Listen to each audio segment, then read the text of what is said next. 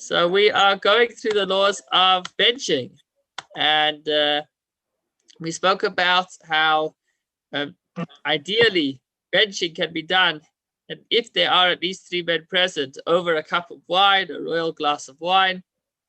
We spoke all about what's called koshel bracha, a cup of blessings, how the cup that's used should be special and the wine should be special. And the Shulchan Aruch actually lists 10 different steps that need to that one could have in place in order to make the benching all the more special. Lifting it up at least a handbreadth off the table so that everybody is able to see the wine, and then honoring somebody to lead the benching. And then we went through the actual just before we start, Baruch Atah Hashem, the zibud, the invitation and the sponsor, where the person leading says, Rabbi Sem bention or Hamdan Benivrech. Sorry, you can bear with me just a moment.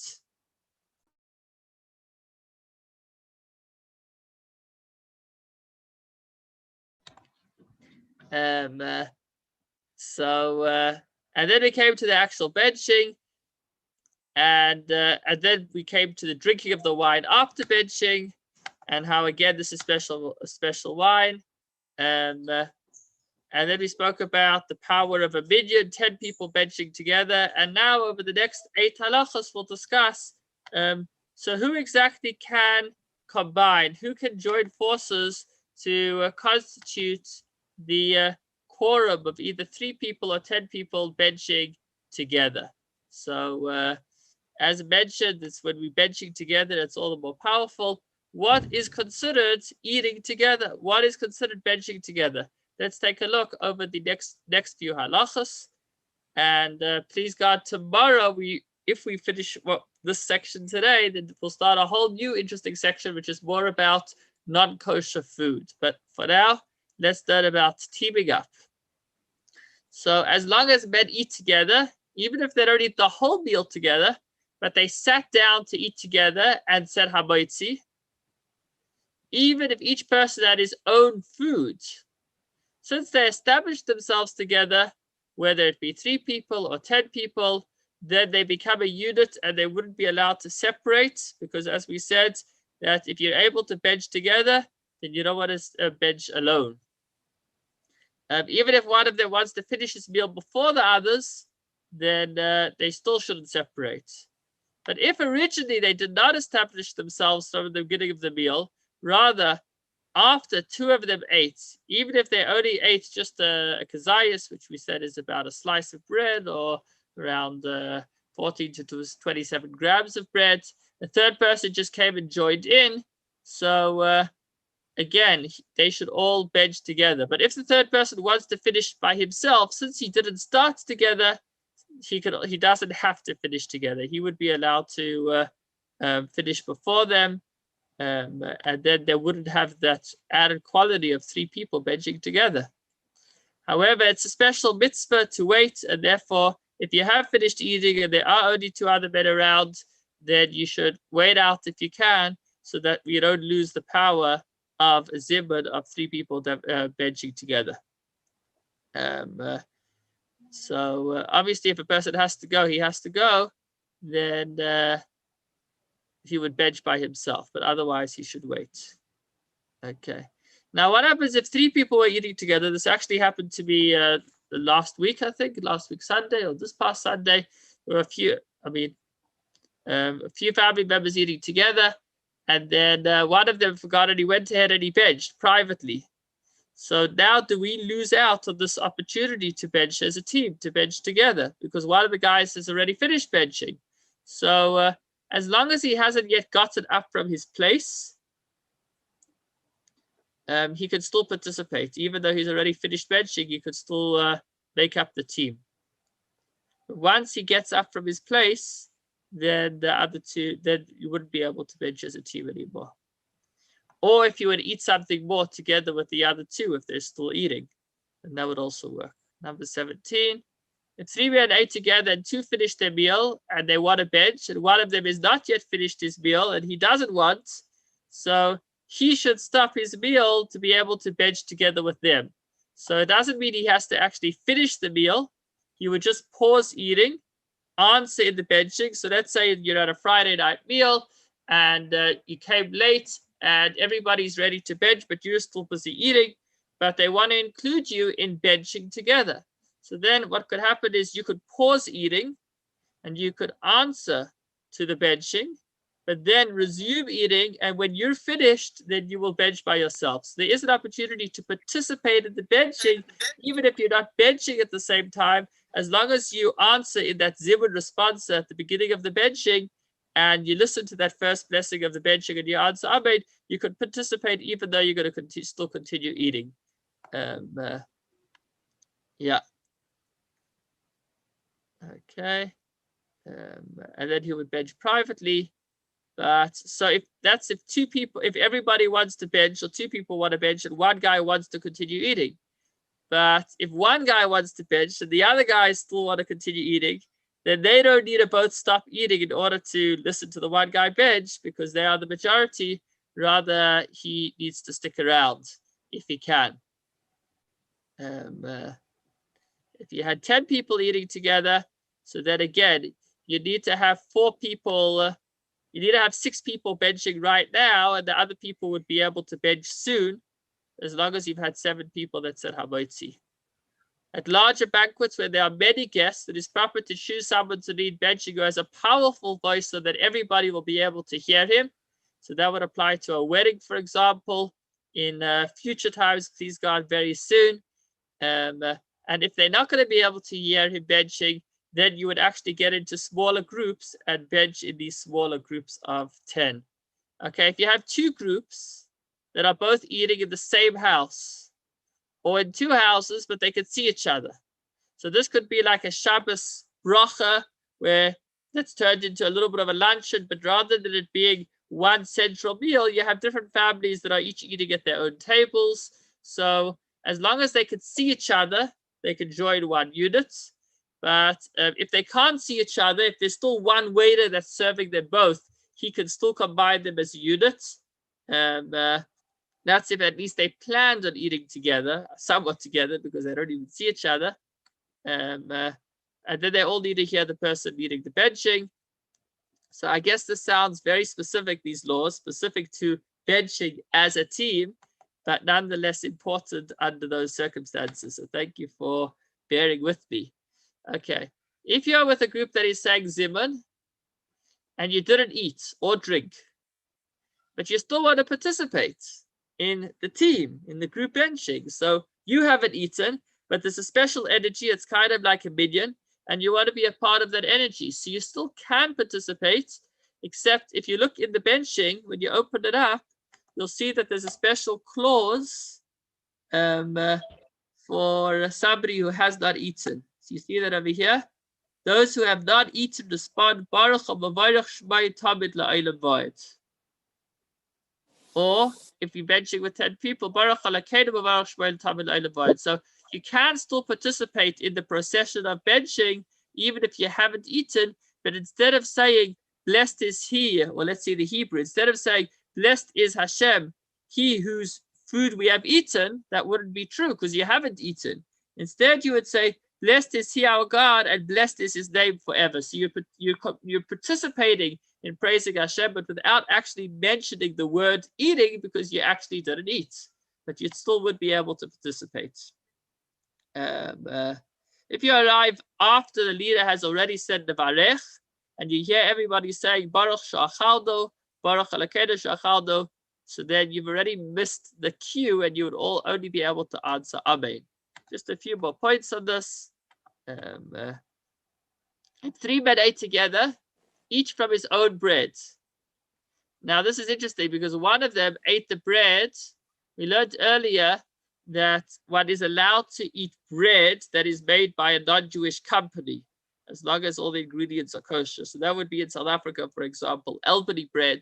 So, but some people are still particular not to only eat bread that was cooked by a Jew.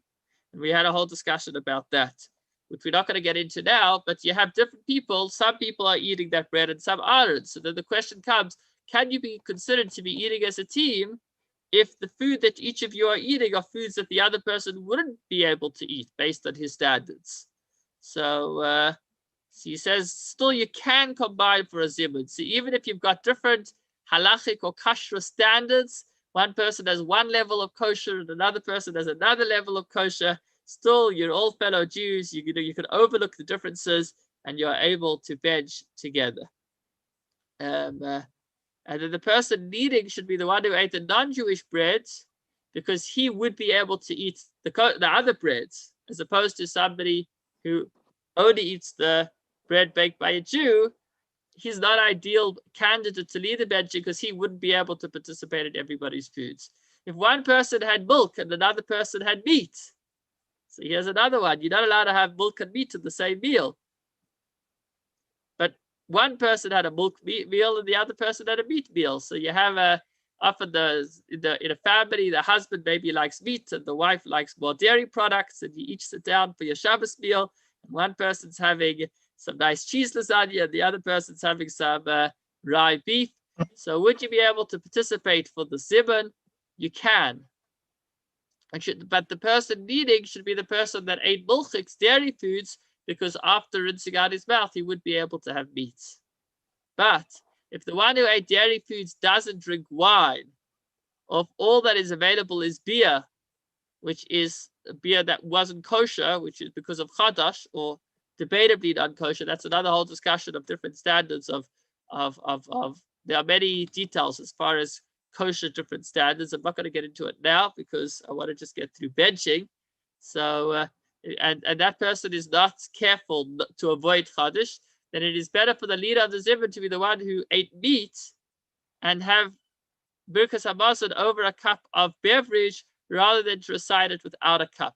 So again, if you have a choice of either benching with a cup or without a cup, rather have the person who couldn't eat the other person's food lead the benching than have somebody who could eat the other person's food lead, but without a cup of wine. So we want to try to put a cup of wine in there if we can.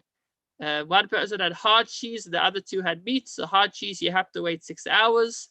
So some people say they wouldn't actually be able to join as a team. Others say that they can, since you would still all be able to eat the same bread and you can be lenient. Final two halachas.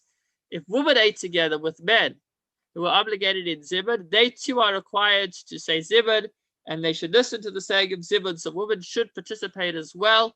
As far as children are concerned, it is customary not to include him for zibun until he's 13 and 1 day old. Then he can join and even lead the zibun, even though he hasn't necessarily reached physical maturity, which sometimes has significant weight. So just to talk more about a woman and zibun, so we did speak about having specifically 3 men leading the benching. Why would it, what's wrong with maybe having 1 man and 2 women, or 2 women and 1 man? So there was a discussion that came up a while ago, and that was, there's a debate whether the woman's obligation to bench is biblical or it's only rabbinic. What is that debate based on? So if you look at the Torah where it gives us the mitzvah to bench, it says, "V'achalta v'savata beirachta es Hashem elekecha al ha'aretz asher Hashem elekecha ne'isnach." You will eat, you will be satisfied, and you will bless Hashem on the land that He has given you. Now, biblically speaking, the land was divided by the men, by account of the heads of the men. The men had to provide the food, and the woman looked after the family, the children. The man was out in the field, and the woman was home with the family. But the fact is that inheritance of land, biblically speaking, is something that relates to a man. So since the same verse that gives us the mitzvah to bench says you should bench for the land Hashem has given you, and strictly speaking, halachically speaking, the land was given to the men. So therefore, there's an opinion that that biblically speaking, women actually are not required to bench, because it says bench on the land that Hashem has given you. If He hasn't given you that land, then that requirement to bench doesn't apply. Others say no. One's not continued. Sorry. What about the daughters of? Yeah. That's a good question. They were given a section of land. I guess maybe Torah al-Arov Tadaber, it's talking about the majority under regular circumstances. It was apportioned to the man, but that's a good question. Has to do with Lo Barani Leisha. Sorry? Has to do with Baruch Shelo Barani Leisha. No. Doesn't have to do with that. I don't think so, at least. Yes. No, I don't think so. It is to the land connected. Okay, I'm not maybe. We can discuss this further, but we're tight on time. So just to wrap it up. So you have one opinion that women are not obligated to bench, biblically speaking. It's only something that the rabbis instituted. And you have another opinion that says, no, one has nothing to do with the other. You got to divide the verse in half.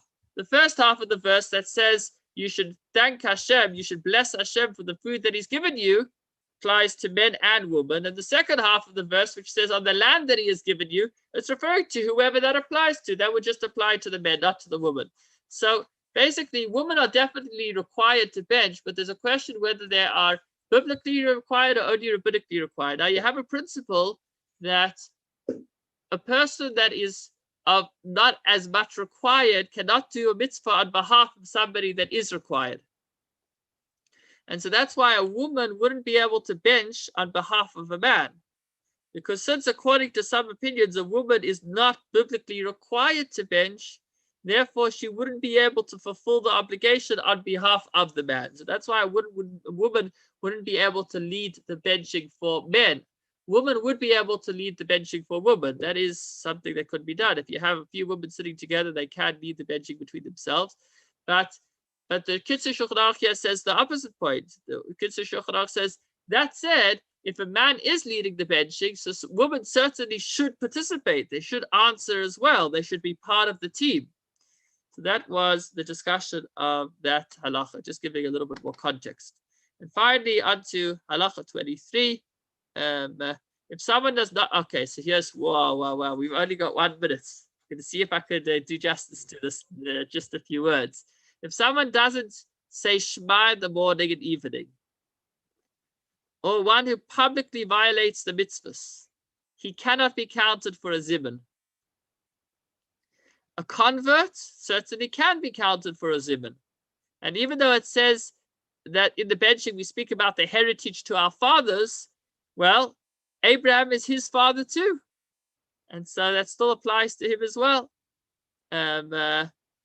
So why does it say that you can't include somebody who doesn't say the Shema or publicly desecrates the Shabbos? So halachically speaking, a person who disconnects himself from God's commandments and says that he's not interested, halachically is not given the status of a Jew, really, in all regards. However, in today's day and age, we say that most people that are that do desecrate the mitzvahs are doing it more out of a lack of education, the lack of upbringing. They are like the halachic status of a child that grew up amongst non-Jews and wouldn't even know better. So that's why today we would include such Jews in a minyan. But I guess what the lesson one can take from this is the importance of saying Shema in the morning and the evening, because that's the example the Shulchan Aruch gives. So that is like at the hallmarks of, as a Jew, to be sure that every morning and every night we say the Shema. That is an absolute statement of our belief in God.